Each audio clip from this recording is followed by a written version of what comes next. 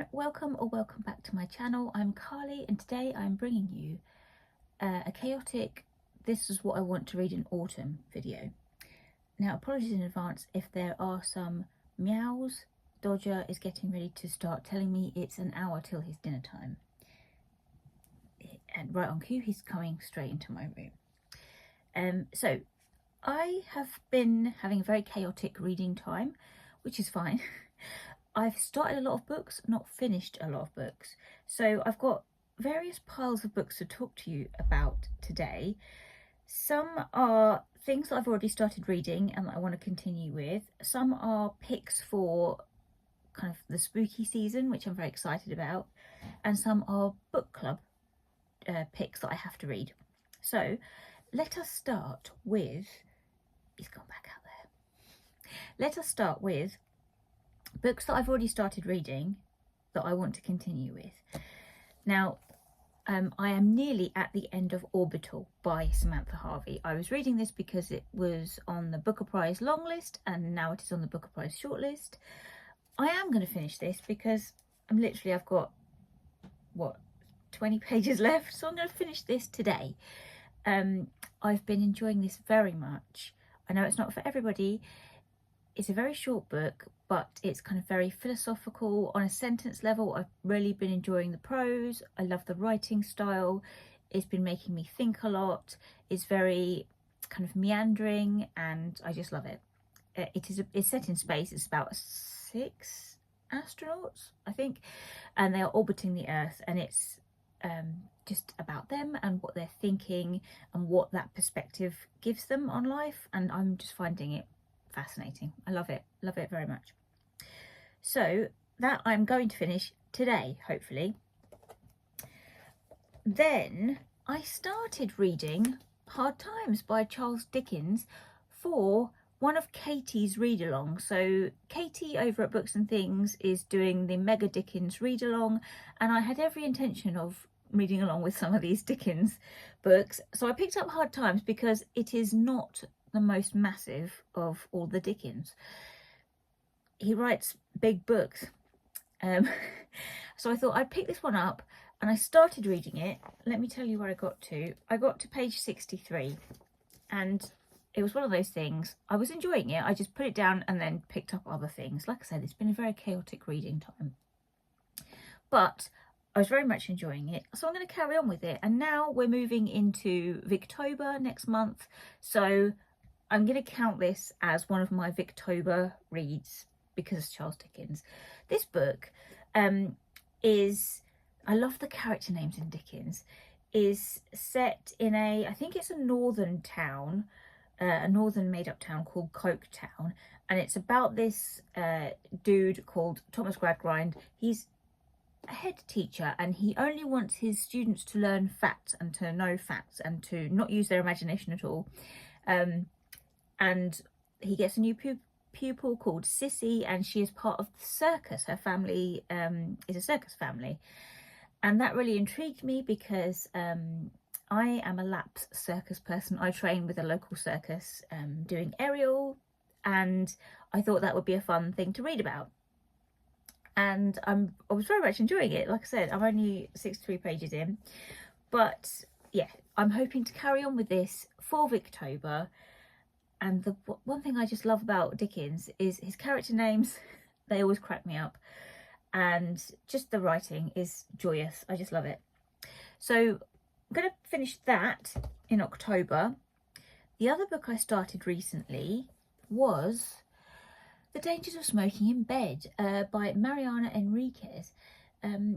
Now this was, shortlisted for the International Booker Prize ages ago. So I've had it on my radar for a while. And I knew that it was kind of horror stories, and I thought, well, this is the best time of year to start reading them. I should also say it's translated from the Spanish by Megan McDowell. And I read the first one of these stories when I was on holiday recently in Cornwall. We were staying in a cabin in a field. We had a beautiful view over this lovely valley in Cornwall. And one evening I sat down and I read this first story out loud, and it was creepy, very creepy. And, you know, being in a field in total darkness made it even creepier. So I very much enjoyed that first story. This cover freaks me out, and it was a little bit gross. I don't do well with like body horror and that kind of stuff, so we'll see how that goes, but I think that's what this author does, so we'll see how I handle that. She also wrote Our Share of Night, which I did start reading, but then got big book fear and gave it back to the library because I was like, I'm never going to finish this by the time I've got to take it back. So that is a book that I would like to carry on with. Probably will start it again because I didn't get very far into it, but I want my own copy because it's huge. I just need some time to work through it. So I thought I'd start with this collection of short stories because it's not massive. And this is a good one for this time of year. Love a bit of horror and spooky short story. So that I am definitely going to finish. It's a library book, obviously, because it's got a shiny cover. So I have to take that back. Now, let's carry on with the books I've already started reading.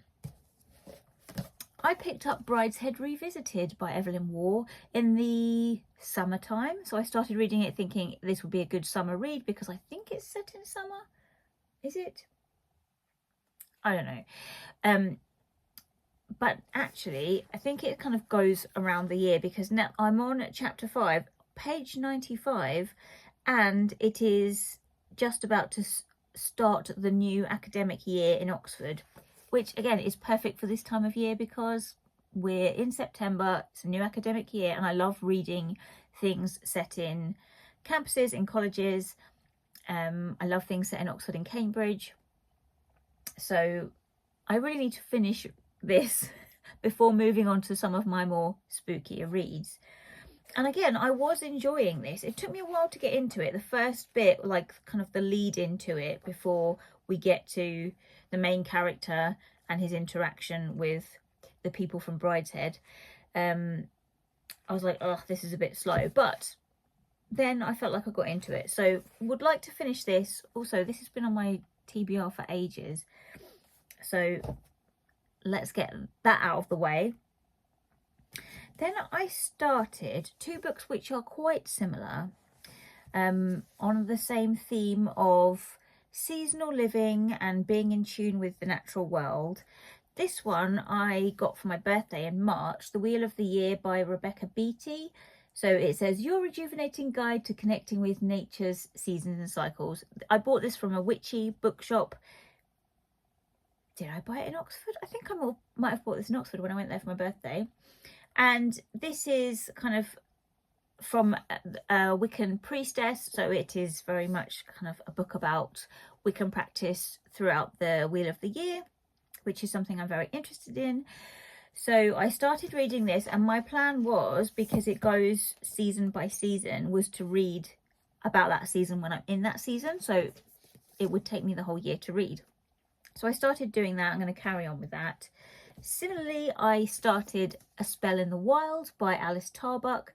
This is A Year and 6 Centuries of Magic. So this is Alice Tarbuck speaking about her experience of becoming a witch and living seasonally. And the thing I really liked about this, again, how far am I in it?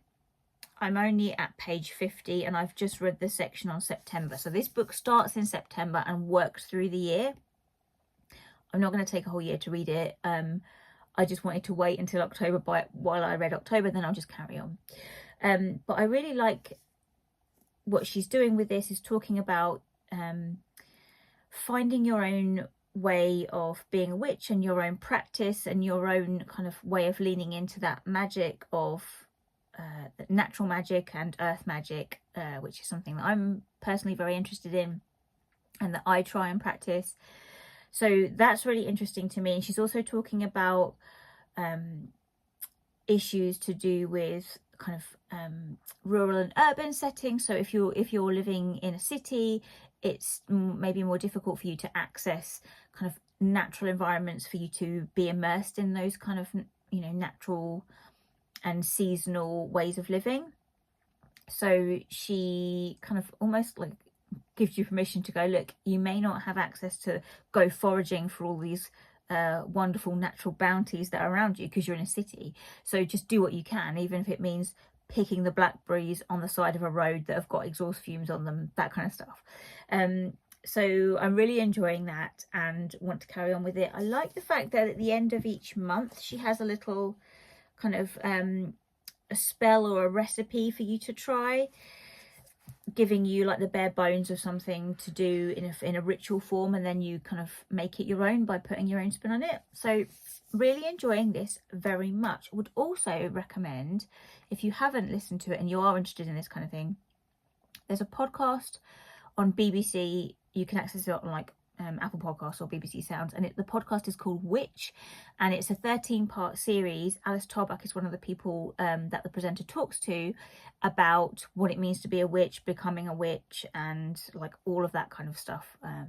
She talks about the witch trials, the history of it, what it means to be a modern day witch. Fascinating. I really loved it, which is why I then went straight to Alice's book to delve further into the topic. Would highly recommend this and that podcast. On the same theme, I recently picked up Lolly Willowes by Sylvia, Townsend, Waugh. I've seen a few people speaking about this. Also very much enjoy this beautiful autumnal cover. And this sounds like it is about a woman who defies all social expectations and goes off and does her own thing that I think has something to do with witchcraft. Again, it's a very short book. I wanted to read this for Shorty September, but we're now at the end of September. So I'm just going to push it into my October TBR and crack on. Really wanted to read this very soon. Like I say, I've been hearing lots of good things about it. So it sounds amazing. Okay. Then let's carry on with my spooky October reads. I've got a big pile of possibilities here. I'm not going to get to all of these, but these are things that I would like to read at this time of year. I probably won't get to them this month because I've got some book club commitments, but I would like to read at some point something by Ray Bradbury, either The October Country, which is a collection of short stories that are, I think, horror, spooky, unnerving. I've never read anything by Ray Bradbury. Why do I find that so hard to say? Or the other one is, and I apologise for this sticker that I've left on, Something Wicked This Way Comes. Also very much enjoy this carousel horse cover. And this is a story set at Halloween.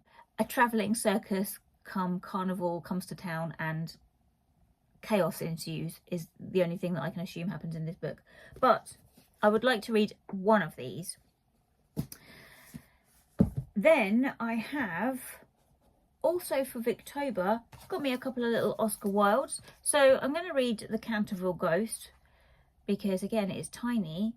And when I was a kid, there was a TV show or a film of this, and I adored it and watched it over and over again. I can't remember who was in it, but I remember being very creeped out by it when I was very small.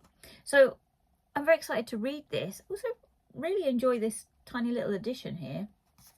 And I have one of these little Penguin Little Black Classics, quotes from Oscar Wilde, which says, "Only dull people are brilliant at breakfast," which is just like little snippets, little vignettes of, you know, Oscar Wilde's witticisms.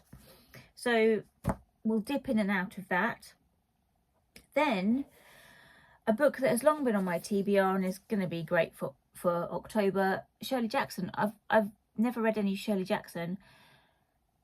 The only short story I've read by her is The Lottery, which blew me away, and I've thought about it ever since. It's one of those ones that when you hear it, it's like I listened to it on audio, and I remember doing the washing up. I was in my old house doing the washing up, was listening to this story, and it kind of got to the end when you realise what's happening, and I was like, no, what?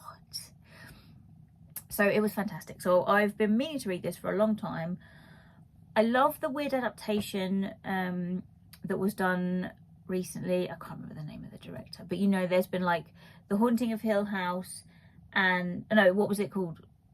Was it called The Haunting of Hill House? Then there was Bly Manor, which was The Turn of the Screw. I love all of those. I think they're fantastic. So I've been meaning to read this for a long time and really would like to get to it in October. The last spooky book on my TBR is a book club choice, and it is The Silent Companions by Laura Purcell. I have all of Laura Purcell's books because I think she's going to be one of those authors that I adore because she writes spooky gothic tales, but I've never read them. It's one of those things where I just keep them and go, oh, I think I'll love this. I'm going to keep that for spooky season and then just never got around to them. So I've made a pact now. I finished my PhD. I'm going to read all the things that I've been saving. And this is the first one. So this is my choice for my book club, which is my in-person book club that I go to in Cambridge. And I'm very much looking forward to getting to this finally, after having it for years and years. I bought it when it first came out. When was it published? 2017. Also great great end papers there. I love this hardback edition. Then I have 2 book clubs that I'm running for work because I'm doing a couple of pop-up book club events. We have a live screening that we're putting on at the library of Tracy Chevalier in conversation about her new novel, which is, I think it's called The Glassmaker, and it is about glassmakers. I'm not sure if it's France or Venice. I don't know much about it because I couldn't get a whole bunch of those because they're brand new for my book club. So I went with a backlisted title. So what I'm doing is I'm running a book club for the first part, and we are going to be reading New Boy by Tracy Chevalier, which is an Othello retelling. Again, Othello, I know nothing about Othello because I've never read it and I've never seen it. I'm not that great with Shakespeare. So this is going to be interesting. The only thing I've read by Tracy Chevalier is Girl with a Pearl Earring, which I adored. That was a very long time ago. And I know she generally just writes historical fiction. So I'm intrigued to get to this. Then after we've done our book club, I'm going to do the live streamed screening of the event. So it's her in conversation with someone at Leeds Festival, which I assume is a literary festival, not Leeds Festival, the music festival. And the other book club choice I am doing is for Black History Month, and I have picked, I don't have a copy because I'm waiting for them to come in, so I will insert a picture here. I have picked Their Eyes Were Watching God by Zora Neale Hurston. Again, it's a book I know nothing about. I just have to pick books for my book club where there are plenty of copies that I can order in for my readers. So I have picked that for the Black History Month book club. All I know is it's a bit of a coming of age tale, and this girl, I think she's like 15 or 16, and she gets married off to an older man because she's kind of caught kissing one of the younglings from her town, and her grandmother doesn't want her to kind of bring shame upon the family or, like, you know, have a terrible life. So she's like, marry this old dude because he's got, you know, wealth and land. And it's about her life as she navigates kind of this marriage that she doesn't want and trying to find love and being a woman of colour in the Deep South. So I will report back on all of those book club choices. This is all of my pile of possibilities for what I'm going to be reading over October. It's obviously a lot here. I'm not going to get around to all of this. Talk to me in the comments below if you've read any of these, if you would recommend any of these, particularly tell me which one I should read out of these Ray Bradburys, and if any of these books seem interesting to you. Dodger has now made his way downstairs. That means it's time for me to make my way downstairs and fill up his bowl with meats. I will speak to you all very soon. I hope you're all doing well, and I'll see you in another video. Bye everyone.